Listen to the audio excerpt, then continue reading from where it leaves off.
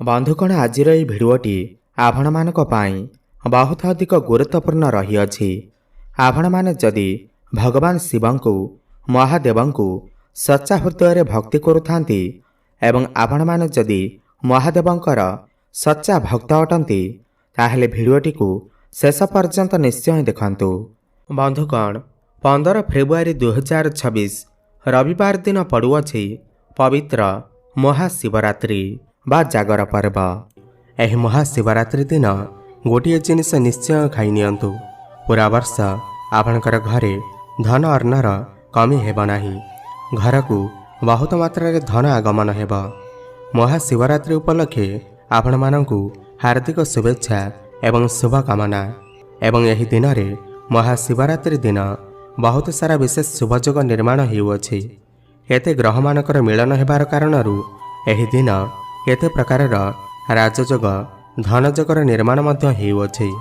ଏବଂ ଏହି ଦିନ ସିଦ୍ଧି ନାମକ ଯୋଗ ବନୁଅଛି ଏବଂ ସିଦ୍ଧି ନାମକ ଯୋଗ ମଧ୍ୟ ବନୁଅଛି। ଏହି ଦିନ ବହୁତ ହିଁ ପବିତ୍ର ଦିନ ଅଟେ।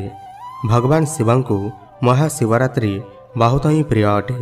ଏବଂ ଏହି ଦିନରେ ଯଦି ଆପଣ ଏହି ଗୋଟିଏ ଜିନିଷ ଖାଇ ନିଅନ୍ତି ତ ପୁରା ବର୍ଷ ଆପଣଙ୍କର ଧନଜନିତ ସମସ୍ୟାରେ ସମ୍ମୁଖୀନ ହେବାକୁ ପଡ଼ିବ ନାହିଁ।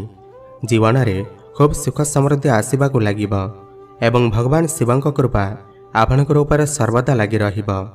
ଏହି ଦିନରେ ଆପଣ କିଛି କରନ୍ତୁ ଅବା ନ କରନ୍ତୁ, କିନ୍ତୁ ମହାଶିବରାତ୍ରି ଦିନ ଏହି ଫଳକୁ ଆପଣ ନିଶ୍ଚୟ ଖାଇ ନିଅନ୍ତୁ। ଆପଣଙ୍କର ଫାଇଦା ପାଇଁ ଏହି ଭିଡ଼ିଓକୁ ନିଶ୍ଚୟ ଶେଷ ଯାଏଁ ଦେଖନ୍ତୁ। ଆମ ହିନ୍ଦୁ ଧର୍ମ ପରମ୍ପରା ଅନୁସାରେ ମହାଶିବରାତ୍ରିର ବହୁତ ହିଁ ମହତ୍ତ୍ୱ ରହିଛି ଏବଂ ଏହି ପର୍ବ ଫଗୁଣ ମାସର କୃଷ୍ଣପକ୍ଷ ଚତୁର୍ଦ୍ଦଶୀ ଦିନ ପାଳନ କରାଯାଇଥାଏ। ମାନାଯାଏ ଏହି ଦିନ ପ୍ରକାଶ ରୂପରେ ଭଗବାନ ଶିବ ପ୍ରକଟ ହୋଇଥିଲେ ଏବଂ ଭଗବାନ ଶିବଙ୍କ ବିବାହ ମାତା ପାର୍ବତୀଙ୍କ ସହିତ ଏହି ଦିନରେ ମଧ୍ୟ ହୋଇଥିଲା। ଯଦି ଏହି ଦିନରେ ଆପଣ ପୂଜାପାଠ କରୁଛନ୍ତି ତ ଏହାର ଫଳ ଆପଣଙ୍କୁ 10 ଗୁଣା ପ୍ରାପ୍ତି ହୋଇଥାଏ। ଆପଣଙ୍କ ଜୀବନରେ ବହୁତ ସାରା ସୁଖ ସମୃଦ୍ଧି ପ୍ରାପ୍ତି ହୋଇଥାଏ। ବହୁତ ସାରା ପ୍ରୟୋଗ ଆମେ କରିଥାଉ, କିନ୍ତୁ ଅଜାଣତରେ କିଛି ଏମିତି ଭୁଲ କରିଦେଇଥାଉ ଯାହା ପୂଜାରେ ମିଳିବାକୁ ଥିବା ପୁଣ୍ୟ ବଦଳରେ ଆମେ କୌଣସି ପାପର ଭାଗିଦାର ହୋଇଯାଇଥାଉ ବା ଆମର ପୂଜାପାଠ ନିଷ୍ଫଳ ହୋଇଯାଇଥାଏ। ତ କ'ଣ ସେହି ଭୁଲ ଯାହାକି ଭଗବାନ ଶିବଙ୍କ ପୂଜାରେ କରିବା ଉଚିତ ହୋଇନଥାଏ? ତ ଆସନ୍ତୁ ଜାଣିବା ଏବଂ ଏହାପରେ ଆପଣଙ୍କୁ କହିବି ଏହି ମହାଶିବରାତ୍ରି ଦିନ କେଉଁ ଜିନିଷ ଖାଇବାକୁ ପଡ଼ିବ ଯାହାଦ୍ୱାରା ଆପଣଙ୍କର ପୂଜା ସମ୍ପୂର୍ଣ୍ଣ ଭାବରେ ପୂର୍ଣ୍ଣ ହୋଇଥାଏ। ସେଥିପାଇଁ ଭିଡ଼ିଓକୁ ଶେଷ ଯାଏଁ ନିହାତି ଦେଖନ୍ତୁ। ଏହା ପୂର୍ବରୁ ଯଦି ଆପଣମାନେ ବି ଭଗବାନ ଶିବ ଶଙ୍କରଙ୍କୁ ମହାଦେବଙ୍କୁ ସଚ୍ଚା ହୃଦୟରେ ଭକ୍ତି କରୁଥାନ୍ତି, ବିଶ୍ୱାସ କରୁଥାନ୍ତି, ତେବେ ଏହି ଭିଡ଼ିଓଟିକୁ ଲାଇକ୍ କରି କମେଣ୍ଟ ବକ୍ସରେ ଓମ୍ ନମଃ ଶିବାୟ ହର ହର ମହାଦେବ ଅବଶ୍ୟ ଲେଖିଦିଅନ୍ତୁ ଏବଂ କମେଣ୍ଟ ବକ୍ସରେ ଭକ୍ତିର ସହକାରେ ଓମ୍ ନମଃ ଶିବାୟ ଅବଶ୍ୟ ଲେଖନ୍ତୁ। ସର୍ବପ୍ରଥମେ ଆପଣଙ୍କୁ କହିବି, ଯେବେ ବି ଆପଣ ଶିବ ମନ୍ଦିର ଯାଉଛନ୍ତି ଭଗବାନ ଶିବଙ୍କ ଲିଙ୍ଗରେ ଜଳ ଅର୍ପଣ ଯେଉଁ କରିଥାନ୍ତି ସେହି ଜଳ ମନ୍ଦିରର ଯେଉଁ ବାହାରକୁ ଯାଇଥାଏ ତ ତାହାକୁ ଆପଣ କେବେ ବି ଡେଇଁବା ଉଚିତ ନୁହେଁ। ତାହାକୁ ଆମେ ଜଳହରି କହିଥାଉ। ଏହାକୁ ଡେଇଁବା ଉଚିତ ନୁହେଁ। ଏହାକୁ ଡେଇଁବା ଦ୍ୱାରା ବହୁତ ଦୋଷ ଲାଗିଥାଏ। ଆପଣଙ୍କର ଦେହ ଅସୁସ୍ଥ ମଧ୍ୟ ହୋଇପାରେ। ଦ୍ୱିତୀୟ କଥା, ଆପଣ ଦେଖିଥିବେ ଭଗବାନ ଶିବଙ୍କ ମନ୍ଦିରରେ ସମ୍ପୂର୍ଣ୍ଣ ପରିକ୍ରମା କରାଯାଇନଥାଏ, ଅଧା ପରିକ୍ରମା କରାଯାଇଥାଏ। ତ ସେଥିପାଇଁ ଆପଣ ଅଧା ପରିକ୍ରମା ନିଶ୍ଚୟ କରନ୍ତୁ। ତୁଳସୀ ପତ୍ର ଭୁଲରେ ବି ଭଗବାନ ଶିବଙ୍କୁ ଅର୍ପଣ କରନ୍ତୁ ନାହିଁ। କେବେ କେବେ ଶିବଲିଙ୍ଗରେ ଜାଣିକି ବା ଅଜାଣତରେ କିଛି ଲୋକ ସିନ୍ଦୁର ଅର୍ପଣ କରିଦେଇଥାନ୍ତି, ହଳଦୀ ଅର୍ପଣ କରିଦେଇଥାନ୍ତି। ଏହା ସବୁ ସ୍ତ୍ରୀ ଲୋକଙ୍କର ବସ୍ତୁ ଅଟେ ଏବଂ ଭଗବାନ ଶିବ ତ ବୈରାଗୀ ଅଟନ୍ତି। ତ ଏଥିପାଇଁ ଏହି ଜିନିଷକୁ ଭଗବାନ ଶିବଙ୍କୁ କେବେ ବି ଅର୍ପଣ କରିବା ଉଚିତ ନୁହେଁ। ଆମେ ଯେଉଁ ପୂଜା କରିଥାଉ ତ ଭଗବାନଙ୍କର ଭକ୍ତିରେ ବୁଡ଼ି ଯାଇଥାଉ। ଏମିତି ବି ବହୁତ ସାରା ଭୁଲ ବି ହୋଇଯାଇଥାଏ। ଏମିତିରେ ଧ୍ୟାନ ରଖନ୍ତୁ ଯେ ଧଳା ରଙ୍ଗର ବସ୍ତ୍ର ବା ଲାଲ ରଙ୍ଗର ବସ୍ତ୍ର ଧାରଣ କରି ଆପଣ ପୂଜା କରିପାରିବେ। ଯଦି ସମ୍ଭବ ହୁଏ ତ ଏହି ଦିନରେ ଅର୍ଥାତ୍ ମହାଶିବରାତ୍ରି ଦିନ ଯେବେ ଆପଣ ଶିବଲିଙ୍ଗରେ ଜଳ ଅର୍ପଣ କରିଥାନ୍ତି ତେବେ ଜଳ ଅର୍ପଣ କରିବା ସହିତ ଦୁଗ୍ଧ, ଦହି, ଘିଅ, ମହୁ, ଚିନିକି ଅର୍ପଣ କରିପାରିବେ। କିନ୍ତୁ ଶିବଲିଙ୍ଗ ଉପରେ ପ୍ରସାଦ ଜମା ବି ଅର୍ପଣ କରନ୍ତୁ ନାହିଁ। ଯଦି କରୁଛନ୍ତି ତ ଶିବଲିଙ୍ଗ ପାଖରେ କୌଣସି ଜିନିଷ ରଖି ଅର୍ପଣ କରନ୍ତୁ।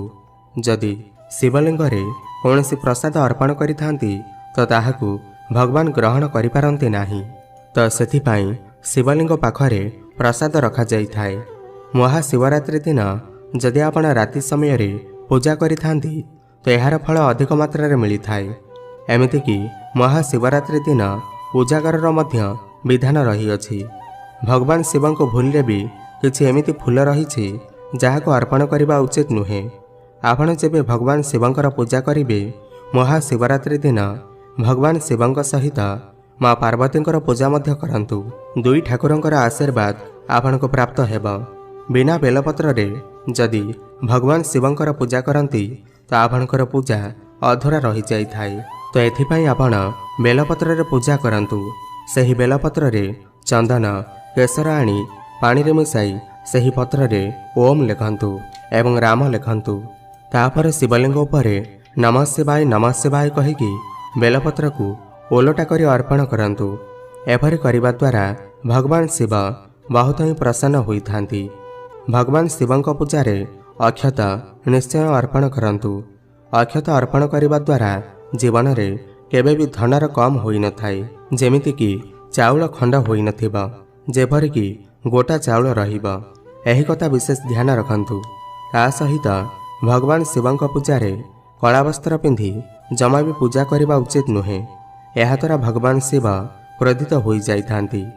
ମହାଶିବରାତ୍ରି ଦିନ ସୂର୍ଯ୍ୟ ଉଦୟ ହେବା ପୂର୍ବରୁ ଉଠିଯିବା ଉଚିତ। 8ଟା ବାଜିବା ପୂର୍ବରୁ ସ୍ନାନ ଆଦି କରିନେବା ଉଚିତ ଅଟେ। 8ଟା ପରେ ସ୍ନାନ କରିବା ଅଶୁଭ ମାନାଯାଇଥାଏ। ଏଥିପାଇଁ ଆପଣ ବ୍ରହ୍ମ ମୁହୂର୍ତ୍ତରେ ଉଠି 8ଟା ପୂର୍ବରୁ ସ୍ନାନ ଆଦି ନିଶ୍ଚୟ କରିନିଅନ୍ତୁ। ଏହାଦ୍ୱାରା ମହାଦେବ ପ୍ରସନ୍ନ ହୋଇଥାନ୍ତି। କାରଣ ସକାଳ 8ଟା ପୂର୍ବରୁ ସ୍ନାନ କରିବା ଅତ୍ୟନ୍ତ ମଙ୍ଗଳକାରୀ ମାନାଯାଇଥାଏ। ଏହାର ସକାରାତ୍ମକ ଉର୍ଜା ଆପଣଙ୍କର ଉପରେ ବାସ କରିଥାଏ। ଆପଣ ଶିବଲିଙ୍ଗ ଉପରେ ଜଳ ଅର୍ପଣ କରୁଥିବେ, କିନ୍ତୁ ଧ୍ୟାନ ରଖିବେ ପ୍ଲାଷ୍ଟିକ ନୋଟାରେ ଜଳ କେବେ ବି ଅର୍ପଣ କରନ୍ତୁ ନାହିଁ। ଏହାଦ୍ୱାରା ଭଗବାନ ଶିବ କ୍ରୋଧିତ ହୋଇଯାଇଥାନ୍ତି, ଆପଣଙ୍କର ପୂଜାକୁ ସ୍ୱୀକାର କରିନଥାନ୍ତି। ଭଗବାନ ଶିବଙ୍କ ପୂଜାରେ ତୁଳସୀ ପତ୍ର ଜମା ବି ପ୍ରୟୋଗ କରନ୍ତୁ ନାହିଁ। ଏହାଦ୍ୱାରା ଭୟଙ୍କର ପାପ ଲାଗିଥାଏ। ମହାଶିବରାତ୍ରି ଦିନ ସମ୍ଭୋଗ କରିବା ଉଚିତ ନୁହେଁ, ନଚେତ୍ ପରବର୍ତ୍ତୀ ଜନ୍ମରେ ଏହାର ଭୟଙ୍କର କଷ୍ଟ ଦୁଃଖ ଭୋଗିବାକୁ ପଡ଼ିଥାଏ ଏବଂ ଏହି ଜନ୍ମରେ ଆପଣ ଆପଣଙ୍କର ଦୁର୍ଭାଗ୍ୟକୁ ସାମ୍ନା କରିବାକୁ ପଡ଼ିଥାଏ। ଏହିପରି ବ୍ୟକ୍ତି ସିଧା ନରକକୁ ହିଁ ଯାଇଥାନ୍ତି। ଯେତେ ପର୍ଯ୍ୟନ୍ତ ସମ୍ଭବ ଅଟେ ଆପଣ ବ୍ରତ ରଖନ୍ତୁ। ଯଦି ବ୍ରତ ରଖୁନାହାନ୍ତି ତେବେ ରୋଷେଇ ଘରେ କରିପାରିବେ ଏବଂ ଗ୍ରହଣ ମଧ୍ୟ କରିପାରିବେ, କିନ୍ତୁ ଧ୍ୟାନ ରଖିବେ ଏହି ଦିନରେ ମଦ୍ୟପାନ, ରସୁଣ, ପିଆଜ, ମାଛ ମାଂସ ଇତ୍ୟାଦି ବିଲକୁଲ ବି ଖାଆନ୍ତୁ ନାହିଁ ଏବଂ ଏହି ଦିନରେ ଯେତେ ପାରିବେ ଓମ୍ ନମଃ ଶିବାୟ ଜପ କରନ୍ତୁ। ଯେତେ ଅଧିକ ଆପଣ ଜପ କରିବେ ଭଗବାନଙ୍କର କୃପା ଆପଣଙ୍କୁ ଅବଶ୍ୟ ମିଳିବ। କାରଣ ପୁରା ବର୍ଷ ଏହି ଦିନକୁ ଆମେ ଅପେକ୍ଷା କରି ରହିଥାଉ। ଏଥିପାଇଁ ଭଗବାନ ଶିବଙ୍କ ଆରାଧନା ଶିବରାତ୍ରି ସମୟରେ କରିବା ଉଚିତ ହୋଇଥାଏ। ଯେତେ ମାତ୍ରାରେ ପାରିବେ ଭଗବାନ ଶିବଙ୍କୁ ପ୍ରସନ୍ନ କରନ୍ତୁ। ଭଗବାନ ଶିବଙ୍କୁ ପ୍ରସନ୍ନ କରିବା ବହୁତ ହିଁ ସହଜ ଅଟେ। ତ ଆପଣ ଏହି ଦିନ ଭଗବାନଙ୍କର ନାମ ନିଶ୍ଚୟ ନିଅନ୍ତୁ। ଓମ୍ ନମଃ ଶିବାୟର ମନ୍ତ୍ର ନିଶ୍ଚୟ ଜପ କରନ୍ତୁ। ଏବେ ଆସନ୍ତୁ ଜାଣିବା ଶିବରାତ୍ରି ଏହି ପାବନ ପର୍ବରେ କେଉଁ 5ଟି ଜିନିଷ ଆଣିବା ଦ୍ୱାରା ଭଗବାନ ଶିବଙ୍କର କୃପା ପ୍ରାପ୍ତ ହୋଇଥାଏ। ଭଗବାନ ଶିବଙ୍କ ଡମ୍ବରୁ ଶିବରାତ୍ରି ଦିନ ଅବଶ୍ୟ ଆଣିବା ଉଚିତ ଏବଂ ଏହି ଦିନରେ ଭଗବାନ ଶିବଙ୍କ ପୂଜାରେ ଡମ୍ବରୁ ନିଶ୍ଚୟ ବଜାଇବା ଉଚିତ ଅଟେ। ଏହାଦ୍ୱାରା ଭଗବାନ ଶିବ ବହୁତ ଶୀଘ୍ର ପ୍ରସନ୍ନ ହୋଇଥାନ୍ତି। ଯଦି ଆପଣଙ୍କର ଘରେ ଭଗବାନ ଶିବଙ୍କ ପରିବାରର ଫଟୋ ବା ମୂର୍ତ୍ତି ନାହିଁ ତ ଏହି ଖାସ୍ ଶୁଭ ଦିନରେ ଅର୍ଥାତ୍ ମହାଶିବରାତ୍ରିରେ ଭଗବାନ ଶିବଙ୍କ ପରିବାରର ଫଟୋ ବା ମୂର୍ତ୍ତି ନିଶ୍ଚୟ ଆଣନ୍ତୁ। ଏହା ଆପଣଙ୍କ ପାଇଁ ବହୁତ ହିଁ ଶୁଭ ରହିବ। ଏହାଦ୍ୱାରା ଭଗବାନ ଶିବଙ୍କର କୃପା ଆପଣଙ୍କର ପରିବାର ଉପରେ ସଦା ସର୍ବଦା ଲାଗି ରହିବ। ମହାଶିବରାତ୍ରି ଦିନ ରୁଦ୍ରାକ୍ଷ ଅବଶ୍ୟ ଆଣନ୍ତୁ। ଶିବ ପୁରାଣ ଅନୁସାରେ ଏକମୁଖୀ ରୁଦ୍ରାକ୍ଷ ସାକ୍ଷାତ ଭଗବାନ ଶିବଙ୍କ ଅବତାର ଅଟେ। ଏହାକୁ ଗଳାରେ ଧାରଣ କରିବା ଦ୍ୱାରା ମନୁଷ୍ୟଙ୍କର ସମସ୍ତ ଇଚ୍ଛା ପୂରଣ ହୋଇଥାଏ। ଯଦି ଏହି ରୁଦ୍ରାକ୍ଷକୁ ପୂଜା କରି ଧନ ରଖୁଥିବା ସ୍ଥାନରେ ଯଦି ରଖିଦିଅନ୍ତି ତ ଧନଜନିତ ସମସ୍ୟା ସବୁଦିନ ପାଇଁ ସମାପ୍ତ ହୋଇଯାଇଥାଏ। କିନ୍ତୁ ଶିବରାତ୍ରି ଦିନ ଯଦି ଘରେ रुद्राक्ष थाए तो यह बहुत शुभ मानाए। तो ये महाशिवरात्रि दिन निश्चय रुद्राक्ष आपणकर घर को नहीं आसतु। जदि आपण शिवरात्रि दिन महामृत्युंजय यंत्र आणिकी आपणकर पूजा स्थान रे स्थापन करी जदि यह प्रत्येक दिन पूजा करि थांती तो यह द्वारा घरे सुख समृद्धि लगी रही थाए। यह सहित भगवान शिवंकर बास मध्य होइथाए, अशेष कृपा मध्य प्राप्त होइथाए। तो एथिपाई आपण निश्चय महामृत्युंजय मंत्र यंत्र को निश्चय घर को आणंतु। शास्त्र अनुसार माना जाई थाए गोटे त्रिशूल जदि कौन शिव मंदिर रे अर्पण करती आपणकर हाथ में निजे से ही मंदिर रे लगाई थांती तो एहीपरि व्यक्ति को जन्म जन्म पर्यंत दुर्भाग्य को सामना करने को पड़ न थाए, गरीब जीवन को सामना करने को पड़ न थाए।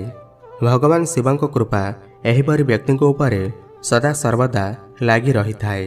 तो महाशिवरात्रि दिन मंदिर रे गोटे त्रिशूल अवश्य दियंतु। शिवरात्रि दिन एमिति करंतु किंतु बाकी दिन मध्य एपरि करिपारिबे। महाशिवरात्रि दिन मयूरपंख घर को आनिबा उचित होइथाए। किछि खास दिन रे मयूरपंख आनिबा उचित होइथाए, बहुत शुभ एवं मंगलकारी माना जाइथाए। मयूरपंख केते प्रकारर दिव्य शक्ति रे परिपूर्ण होइथाए। जेउठी मयूरपंख थाए सही घरे केबे भी दुर्भाग्य आसी न थाए। एहीपरि घरे भगवान श्रीकृष्णकर कृपा सर्वदा लगी रही थाए। तो सेथिपाई निश्चिंत महाशिवरात्रि दिन गोटे मयूरपंख बा दुईटी मयूरपंख निश्चय आणंतु।